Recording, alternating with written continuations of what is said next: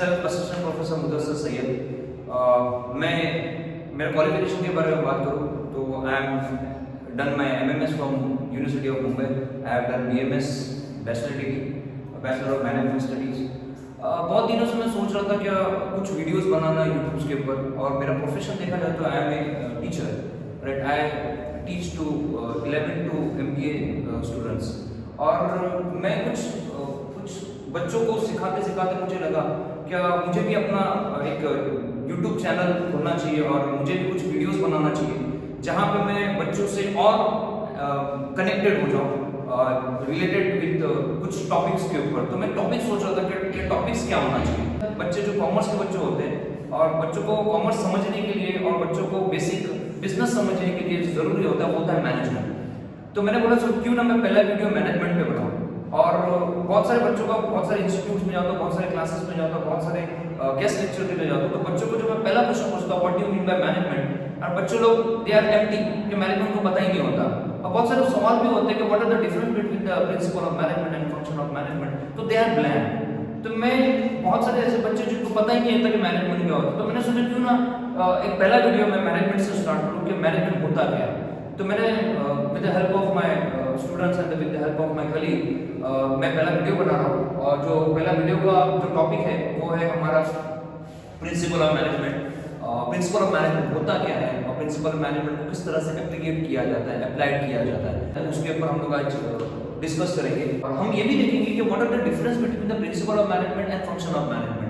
ये चीज के ऊपर भी थोड़ा डिफरेंस देखेंगे क्योंकि बहुत सारे कंफ्यूज होते हैं बच्चे लोग कि सर प्रिंसिपल ऑफ मैनेजमेंट और फंक्शन ऑफ मैनेजमेंट फर्क क्या होता है. दोनों तो एक ही है, लेकिन मैं आपको ये मेरे वीडियो से बता दूं कि ये दोनों अलग होते हैं. ये एक दोनों एक नहीं है, ये दोनों अलग है. ये दोनों अलग कैसे होते हैं तो हम लोग जितने भी मैंने आपको जो आपको पावर पॉइंट दिख रहा है तो उसके माध्यम से उसके वे से मैं आपको दोनों को डिफरेंस बताऊंगा. और मैं आपको ये भी बताऊंगा कि ये कहाँ कहाँ आप अप्लाई कर सकते हैं. तो सबसे पहला हम वर्ड पहला देखेंगे हम लोग को प्रिंसिपल, राइट. अब होता है बहुत सारे लोगों को कंफ्यूज होता है स्टूडेंट को सर प्रिंसिपल हमारा स्कूल और प्रिंसिपल क्या. नो सर, बहुत सारे लोगों को होता है कि हमारे जो प्रिंसिपल होते हैं हमारे खुद के रूल्स और रेगुलेशन. यस, थोड़ा आप लोग सही सोचते हो कि ये प्रिंसिपल जो होता है आपको रूल्स और रेगुलेशन, ये प्रिंसिपल होता क्या है, ये गाइडलाइंस होता है. गाइडलाइंस किसके लिए, तो आपको काम करने के लिए, काम को किस तरह से सक्सेसफुल बनाने के लिए ये प्रिंसिपल आता है. तो ये प्रिंसिपल देखेंगे हम लोग होता क्या है. सबसे पहले हम देखेंगे management principle are form guide and influence the behavior of employee. This principle instead of improving the efficiency of the organization. The word देखो आपको क्या दिया है, efficiency, right? Efficiency का मतलब क्या होता है, उसको improvement करना, थोड़ा और अच्छे से बनाना. तो ये employee के लिए improve करता है principle of management of organization resources in the terms of profit. Yes, every organization, कोई भी छोटा सा organization है, बड़ा सा organization है, वो सिर्फ आता है प्रॉफिट के लिए. और प्रॉफिट कब जनरेट हो सकता है, when you are following the management principles, right? So the thing is that the principle offers the best coordination between the superior, subordinate and all the members of the organization. ये principle of management जो होता है successful कब बन सकता है, जब आपका कोऑर्डिनेशन हो. कोऑर्डिनेशन किस में होगा, देखो coordination between the superior, subordinate and all the member of organisation. जो लोग ऑर्गेनाइजेशन के काम करते हैं वो सुपीरियर हो, सबऑर्डिनेट हो, ऑल द मेंबर, इनका अगर कोऑर्डिनेशन हो तो गोल्स अचीव हो सकता है. लेकिन गोल्स अचीव होने के लिए हमको समय पर होना पड़ता है. We have to follow the guidelines of the organisation and the management. तो इससे बहुत बड़ा इंपैक्ट होता है कि आप लोगों को प्रिंसिपल कितने जल्दी हेल्प करता है गोल्स को अचीव करने के लिए. राइट, ये गाइडलाइंस होता तो है, लेकिन गाइडलाइंस को किस तरह से किया कैसा जाए, राइट. तो हम लोगों को हम लोग देखेंगे what are the nature and management of principle. ये अगर आप ये नेचर्स को देख लोगे तो आपको समझ में आएगा कि ये प्रिंसिपल किस तरह से फॉलो किया जाता है और ये प्रिंसिपल कहाँ अप्लाई किया जाता है. उससे पहले ये स्लाइड से आने से पहले मैं आपको एक और चीज बताऊंगा. दोनों में डिफरेंस होता है प्रिंसिपल और फंक्शन ऑफ मैनेजमेंट में. प्रिंसिपल होता है आपको गाइडलाइंस देता है कि ये क्या करना चाहिए, प्रॉब्लम को सॉल्यूशन बताता है प्रिंसिपल, लेकिन आपको इंप्लीमेंट खुद करना है. सॉल्यूशन तो मिल गया लेकिन आप इंप्लीमेंट नहीं करोगे तो आप लोगों को आपको गुड रिजल्ट नहीं मिलेगा, आपको सक्सेस नहीं मिलेगा. तो उसके लिए समय पर आपको करना क्या जरूरी है नेचर ऑफ मैनेजमेंट प्रिंसिपल के अंदर कि ये यूनिवर्सल एप्लीकेबल प्रिंसिपल जो है आप कोई भी देश में चले जाओ, कोई भी देश में चले जाओ आप लोग, चाहे श्रीलंका, चाहे ऑस्ट्रेलिया, चाहे UK, चाहे इंडिया, जो भी देश में आप लोग जाते हो उसके अंदर ये प्रिंसिपल यूनिवर्सल एप्लीकेबल है. मतलब हर जगह पे ये प्रिंसिपल आप अप्लाई करोगे तो you will get the success in your work. So second चीज हम लोग को दिया हुआ है जनरल गाइडलाइंस. ये प्रिंसिपल आपको जनरल गाइडलाइंस देता है, आपको एक पाथ बताता है कि क्या चीज के ऊपर आपको फॉलो करने के बाद आपको एक सक्सेस और आपका टारगेट अचीव हो सकता है। तो एक जनरल गाइडेंस देता है। Principle are form by practical and experiment. Yes, अभी एक शख्स का मैं नाम लूंगा जिन्होंने प्रिंसिपल ऑफ मैनेजमेंट के बहुत ही हार्डवर्क किया और बहुत ही हार्डवर्क करने के बाद उन्होंने एक 14 प्रिंसिपल को जनरेट किया, 14 प्रिंसिपल लेके आए। आप सही सोच रहे हो, वो है Henry Fayol, right. Henry Fayol ने 14 प्रिंसिपल लेके आए। 14 प्रिंसिपल लेने ऐसा नहीं कि रात में उन्होंने सोया और सुबह में पता चल गया हाँ मेरे को 14 प्रिंसिपल आ गए और 14 प्रिंसिपल अभी मैं इंप्लीमेंट करूंगा, उसको लिखूंगा। नहीं, वो एक फ्रेंच माइनिंग इंजीनियर थे, राइट। और माइनिंग इंजीनियर होने के फ्रांस कंपनी में काम करते थे ऑर्गेनाइजेशन के अंदर।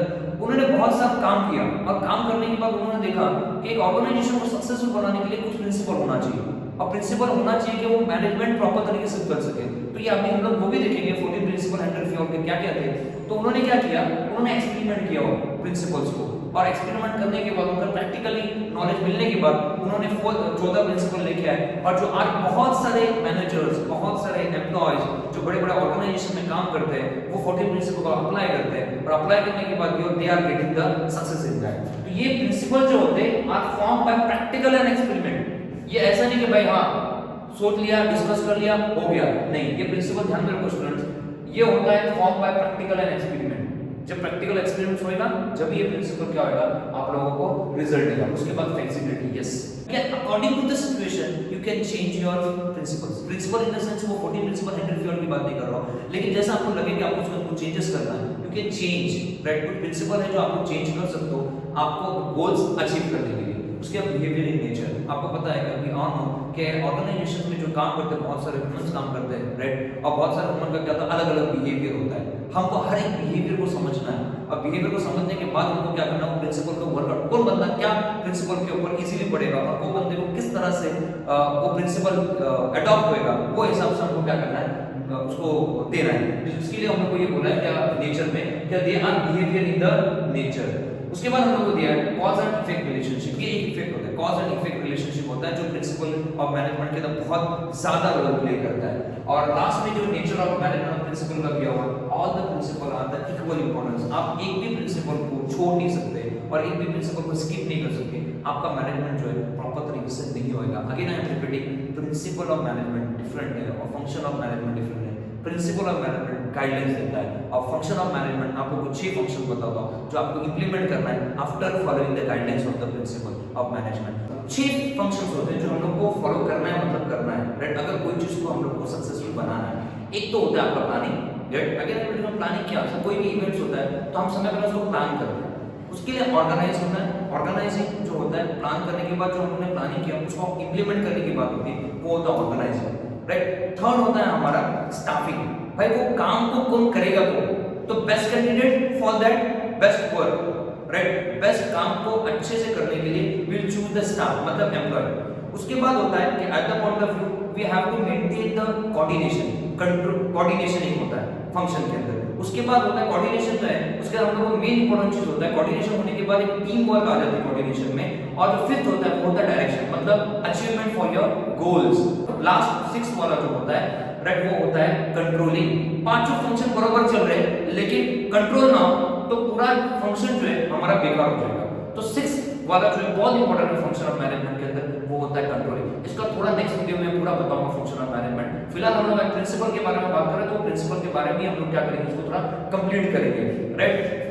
तो मैंने आपको जैसे लास्ट स्लाइड में बताया क्या जो हम लोगों ने देखा था कि प्रिंसिपल ये सब एप्लीकेबल है, यूनिवर्सल एप्लीकेबल है, बिहेवियर इन द नेचर है, एक्सपीरियंस और प्रैक्टिकल है, ये सब चीज जो है, राइट, हेनरी फ्योल ने बहुत अच्छे तरीके से अपने 14 प्रिंसिपल में बताया गया है कि अगर कोई चीज सक्सेसफुल करना है, कोई चीज अगर ऑर्गेनाइजेशन में गोल को अचीव करना है तो आप ये 14 प्रिंसिपल अगर आप अचीव करते हो, 14 प्रिंसिपल को अगर इंप्लीमेंट करते हो आप ऑर्गेनाइजेशन के अंदर, तो आपका गोल्स है जो प्रॉब्लम्स आ रहे हैं आपको गोल्स को अचीव करने के लिए, अगर ये 14 प्रिंसिपल फॉलो करते हो तो पूरे के पूरे आपके जो गोल्स है, टारगेट आपने सेट किया है वो आपकी कंप्लीट हो सकती है। तो पहला आपको दिया, फर्स्ट जो दिया आपको वो दिया है डिवीजन ऑफ वर्क। कोई भी काम को डिवाइड करो, राइट, एक के ऊपर मत दो। आपके पास 200 एम्प्लॉय, 300 एम्प्लॉय, सबको बांटो, या आप लोग अगर टीम में आप लोग काम करो तो हर एक को अलग अलग वर्क दे दो ताकि काम भी क्या हो सकता है, प्रॉपर वर्क में हो सकता है। दूसरा हम लोग को दिया अथॉरिटी एंड रिस्पांसिबिलिटी। तीसरा हम लोग को दिया, थर्ड हम लोग को दिया डिसिप्लिन, हेनरी फ्योल ने। फोर्थ दिया यूनिटी ऑफ कमांड। फिफ्थ दिया यूनिटी ऑफ डायरेक्शन। सिक्स्थ दिया हुआ support of individual interest. Next दिया हुआ remuneration. next is degree of centralization, next is scalar change, next is order, next is equity, next is stability of behavior or personal, next is initiative, and last हम लोग को जो है spirit of corps, मतलब उसका मतलब होता है टीम स्पिरिट। मतलब ये जितने भी प्रिंसिपल है जो आप उसको अगर प्रॉपर तरीके से अच्छे से स्टडी करोगे, ये तो आप लोगों को एग्जाम में भी आते हैं, राइट? स्पेशली 12th स्टैंडर्ड में आप लोगों को ध्यान से सुनना है कि आप लोगों को बहुत इंपॉर्टेंट क्वेश्चन है ये प्रिंसिपल, ये हेनरी फ्योल का 14 प्रिंसिपल। और आप जैसे जैसे डिग्री लोगे, आप जैसे यूनिवर्सिटी में एडमिशन लोगे, एमबीए में एडमिशन लोगे, ये प्रिंसिपल आपको कहीं ना कहीं आप लोगों को दिखेंगे हेनरी फ्योल के, और ये आपको प्रिंसिपल 101% जो होते हैं एग्जाम में आते हैं। लेकिन अपार्ट फ्रॉम द स्टडीज, ये अगर आप वर्किंग इसके अंदर भी लेके आ जाओगे, आप जब जॉब कर रहे हो, you getting the responsibility of all the thing, और ये जब अपने प्रिंसिपल को फॉलो करोगे तो डेफिनेटली क्या होगा, आप लोगों को उसका फायदा मिलेगा। ये जो है हेनरी फ्योल के 14 जो प्रिंसिपल मैंने आप लोगों को बता दिया कि क्या क्या ये 14 प्रिंसिपल हेनरी फ्योल में दिया हुआ है। और मुझे लग रहा है कि मैं पहला वीडियो है वो बहुत ज्यादा टाइम एक्सटेंड ना हो, और आप लोगों को जो कंटेंट में बताया वो आप लोग इतना पहले समझ लें, और उसके बाद जो है ये नेक्स्ट वीडियो में हम लोग क्या करेंगे, वन बाय वन क्या करेंगे, एवरी पॉइंट को हम लोग एक्सप्लेन, उसके पूरे जो दिया हुआ है 14 प्रिंसिपल का एक्सप्लेनेशन वो पूरी तरह से एग्जांपल के तौर पे, एग्जांपल लेते हुए हम लोग उसको क्या करेंगे, एक्सप्लेन करेंगे।